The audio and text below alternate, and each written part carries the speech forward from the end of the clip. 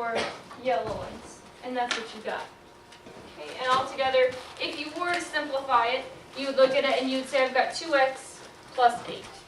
Right? You distribute that 2. I want to talk about a different way to set up those pieces in front of you. Okay? We've talked about this briefly before, but these pieces, the way we kind of show multiplying is by talking about area. Okay? Just to remind you, remember this piece right here, this x squared?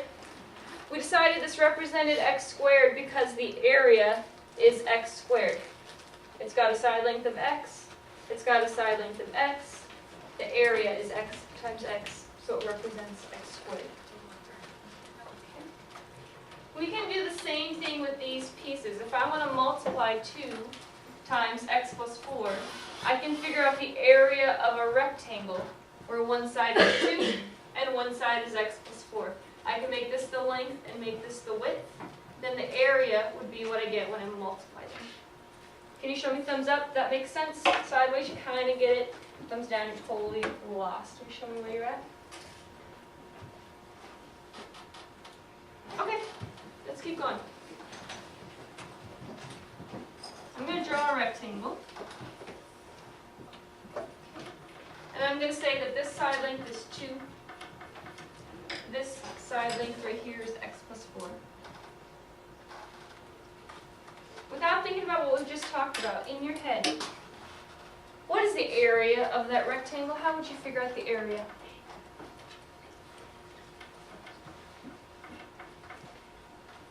Alyssa, how would you figure out the area of that rectangle?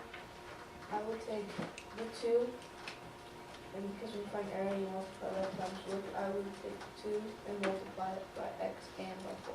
Yeah, you multiply by this thing. You do this. This is the area.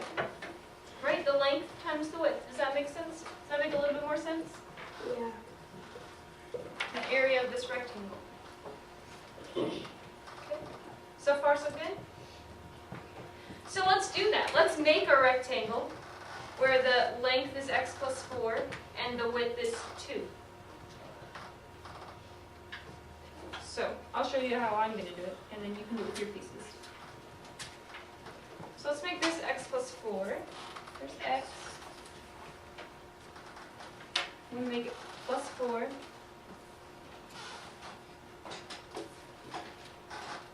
Can you go ahead and start doing this with your pieces?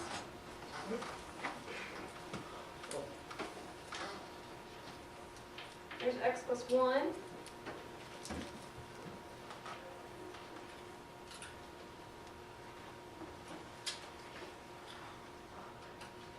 There's x plus 2.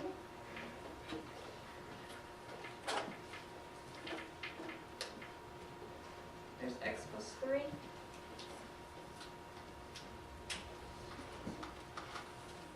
There's x plus 4.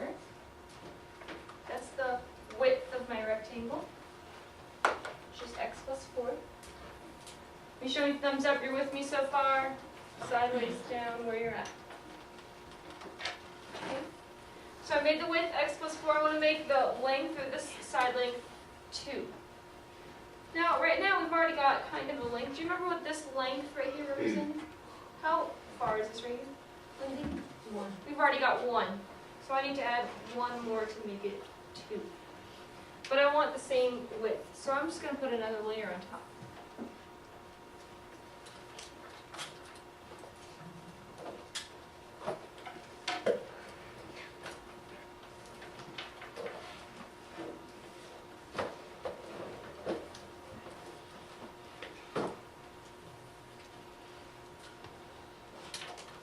You guys are faster than me. You don't tape it. Cool. See, Mickey's got it.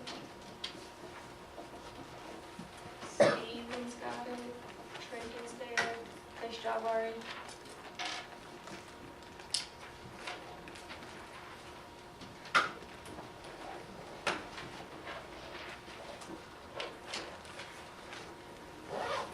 Now there's my rectangle.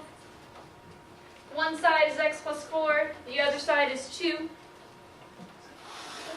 When I multiply those two side lengths, I get the area. And what area is what fills up that rectangle? What's filling up that rectangle? 2 2x plus 8. Would you agree with me? It takes 2 x's and 8 ones to fill up that rectangle. So basically what we did what you did last week. We did the distributive property, but instead of just thinking of it as 2 separate groups, we just made those groups into a rectangle. Okay, where each kind of layer was a group. That's all by now. Here's a group of x plus 4, and here's a group of x plus 4. We ended up having 2 groups because the height of this rectangle is 2. So that's all binomials are. Almost there. Okay, let's try one more. Will you please show me a rectangle? So what we're going to do is we're going to make a rectangle. I want to multiply x plus 1. Okay, x plus 1 times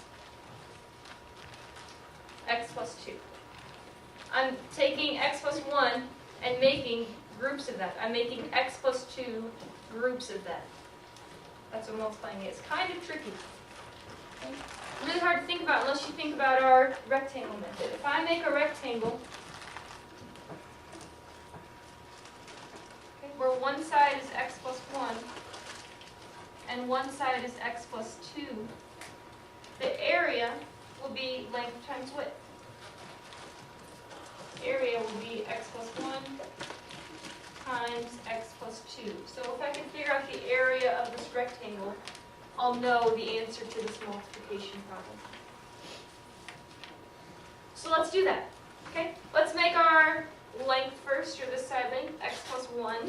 And see, a lot of you guys have already set that up. X plus 1.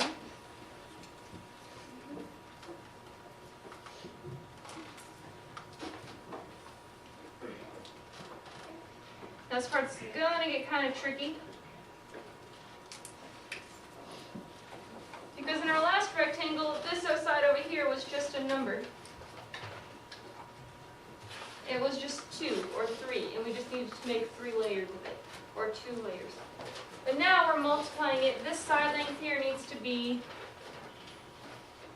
x plus 2. I'll write that a little better. X plus 2. That's going to be tricky. What do we have so far? 1. As far as length. 1. So let's add 1 more to get us that 2. I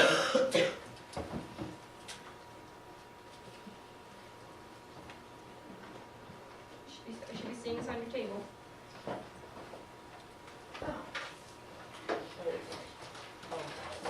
I still need x over here. I have 2 and I need x.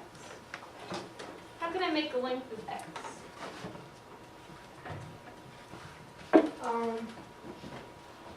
Like, see how many Well, remember that x length isn't necessarily what we cut it out to be. Ta-da! If I put that there, will that fit? Let's try that.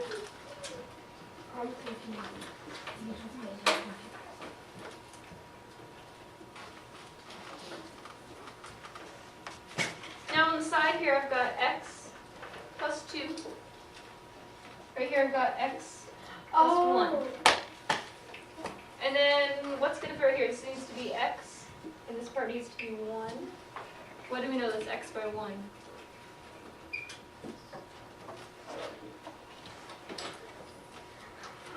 So kind of a funky looking rectangle, huh? Now we can figure out what the area of this rectangle is. It's going to be a trinomial. Will you tell your neighbor, please, or work it out with your shoulder partner? What is the area of that rectangle? What pieces did I use to fill it up? Talk to your shoulder partner. All right, Julia, tell us what you got. 3x 3x plus 2 plus 2. So I got these 3 green ones taken care of, and the 2 yellow ones. x squared. Plus x squared. 3x plus 2 plus x squared. You might have put those 3 terms in a different order. How many of you guys got the same thing?